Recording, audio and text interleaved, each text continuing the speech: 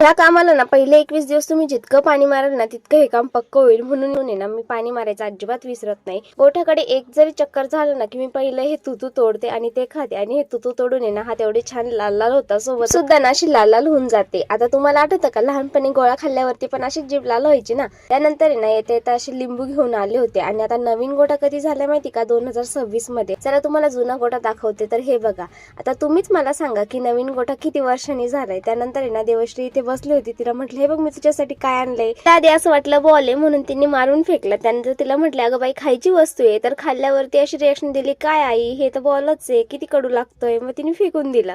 नंतर आहे ना फ्रीज मध्ये लिंबू ठेवत होते, तेवढे ते मासे उठले. आता खरं सांगू ना, ह्या घरातलं हे फ्रीज वरची जागा नाही याचीच आहे, आणि इथं हा कोणालाच येऊ देत नाही, किंवा फ्रीज मध्ये वस्तू काही ठेवायची म्हटलं ना ती याची परमिशन घ्यायला लागते. म्हटलं चला देवश्रीला थोड्याशा पापड्या भुजून देते, म्हणजे तिला छान ती त्यामध्ये रमते आणि मस्त खाते सुद्धा.